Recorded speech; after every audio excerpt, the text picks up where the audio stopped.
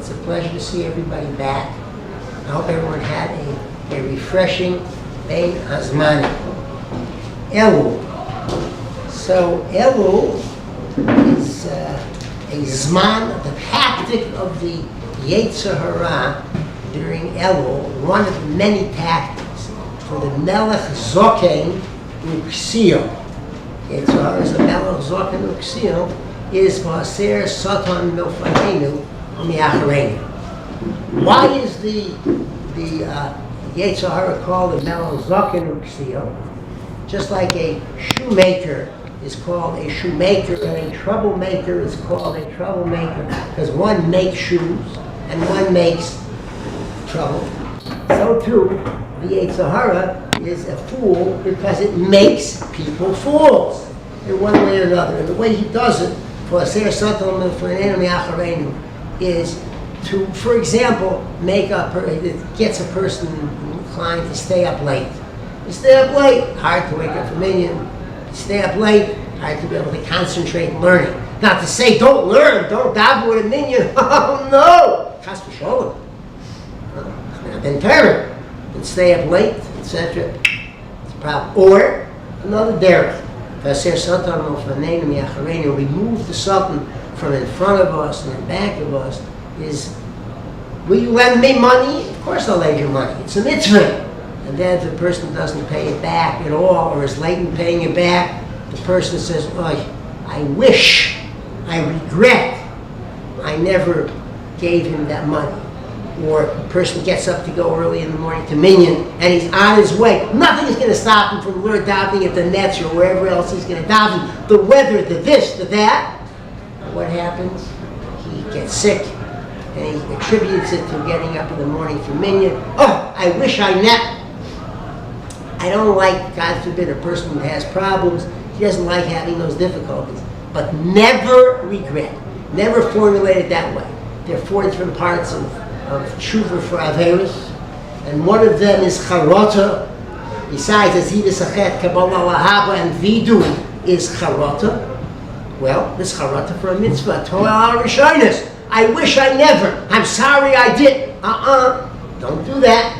Because just like it erases an Avera, so too, God forbid, it can erase the mitzvah. So there are a lot of ways that the Yetzer Hara works, and this is the month as such.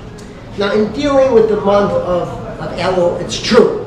Even the fish are rowing, are trembling in the water. Now, fish have nothing to be worried about. Because even in the time of Noah, the fish didn't die when they were in the water. The fish were belichetz, only things that were on the land. And the water, all over the land areas, the water was boiling.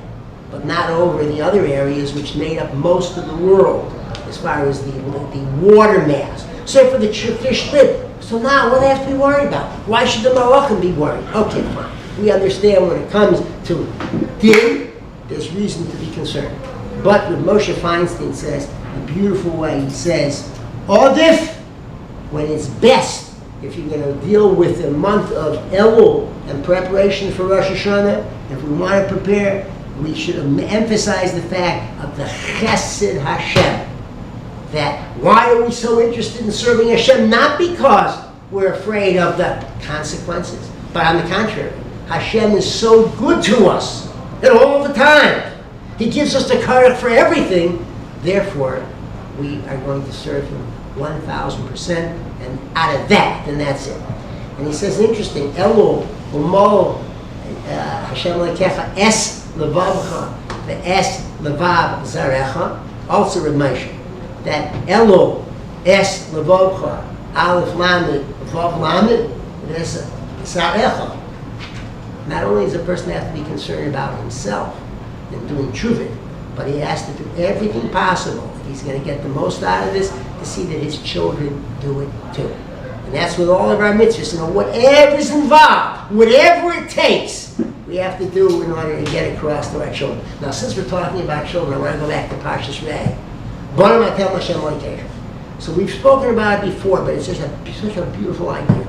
And that is that when Rav Yaakov Naiman went into on a Shabbos to the Mashgiach in Lomzer Rav Moshe Rosenstein and saw Rav Moshe being boichen a child, and he said, "Whose child is that?" He whispered in his ear, "Whose child is that?" And Rav Moshe said to him, "He's Hashem's child." And Rav Moshe saw immediately that Rav Yaakov was like, "He's Hashem's child?" He said to him, "Listen, if I told you it was Shmerel, Beryl, or Chaim's child, would you know anything more? This way you know that this child is Hashem's child." And that means that a person, when he prepares for that child, has to do everything possible to get the idea across in the best possible way, because he's teaching Hashem's child. Well, the fact is, the corollary to all this is we're not necessarily being involved in being mechanchim, but we are. We're mechanchim for our own children, and that's it. And he's Hashem's child too. HaKadosh Baruch Hu deposited that child with me and my wife, our family. It's Hashem's child. That means as well that you too are Hashem's child. I'm Hashem's child. Everyone's Hashem's child. And we can understand why Rav Preda learned with a Talmud Cholosh 400 times, he's Hashem's child. I'm going to do everything for it to be. We can understand why with Nosson Tzvi Finkel of Slobodka, the Alter from Slobodka, would fast if he had a Talmud who was not being Matzliah. Because he's Hashem's child. I'm going to do everything possible for Hashem's child. And we understand as well that there's no such thing as a Yehudi Pashut. We're all the children of Avraham, Yitzchak, and Yaakov, Sarah, Rivka, Rachel, and Leah. So every person is choshev. And so therefore, think of it as if we would, Rav Isaac Sher says a beautiful idea. One of the ways of getting rid of Lashon Hara is the Avos Yisrael. It's not the frontal attack, Lashon Hara is terrible, etc., which of course is true. And Lashon Tov is the way to go. It's true too. But Avos Yisrael. I would never speak Lashon Hara about my wife. Well, I would never speak about I would never speak a Lashon Hara about my children, about my parents. Well, same thing. I'm not just going to speak Lashon Hara about you if I care for you as well. And that's it. Avos Yisrael, it works that too. Okay, that's from Parshas Re'eh. Let's talk about, if we have time to speak. In this week's Parsha, it's a fantastic, towards the end of the Parsha, you have 5 different situations dealing with Milchama. The first is, the person goes to Milchama, and Parsha says, Milchama, do not be frightened. HaKadosh Baruch Hu will protect you. There is the clamor, the clashing of the shields, the snorting of the horses. All Hashem will protect you. It's number 1. Second of all, when you go, number 2, you start off with Shalom, speaking to the nations that you're going to fight with. Give them a chance to make peace, and if they don't, they're going to be exterminated. And number 3, don't cut any of the trees that are fruit-bearing trees. Only fruit when you're besieging a city. Number 3. And the 4th, actually, that deals with Milchama is next week's Parsha. He says in Milchama, Alei Vecha is talking about Eshes Yifas Torah. But the last case in this week's Parsha is Egla Rufa. We find a dead body, and we have to take care of that body. And the Torah gives us the whole procedure, what to follow. It involves the whole Sanhedrin, and leaves the Lishnas HaGozos to be involved in the particular way, taking care of this person. So, of course, the question that all Meforshim ask is, why is it that we are dealing with Milchama? What does Egla Rufa have to do with Milchama? Okay, it's a person who is dead, but it has nothing to do with Milchama at all. There's no halacha by Egla Rufa by Milchama. It's only when you find a dead person and you don't know who killed him and where, which is the closest city, etc., where maybe the murderer came from.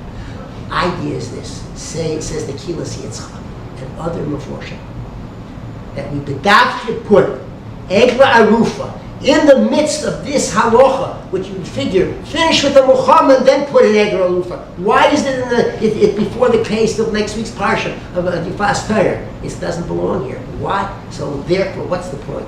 The point is, we never want a person to become callous to the chashivas of life. Life is choshev.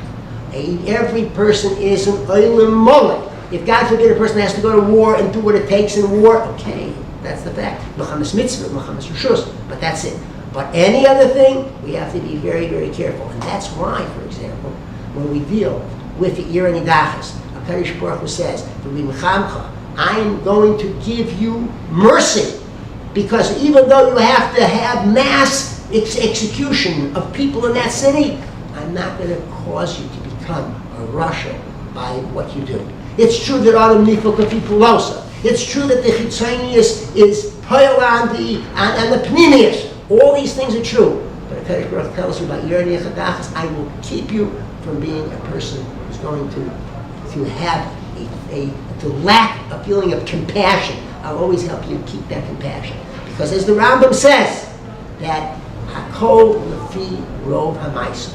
A person that gives tzedakah, a lot of giving of tzedakah, okay, that's the way to make the person, build him up, out of nifol.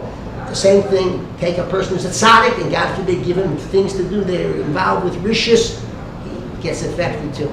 But we have to know for ourselves, now especially, month of Elul, the more mitzvahs that we're doing, the more Torah that we're learning. And by the way, the same Kilis Yitzchak that speaks about this idea says, Liman HaTorah will help us more than any other mitzvah of protecting us from Chas v'Shalom being kind of midos ra'os by anything that we may do or the people around us are doing.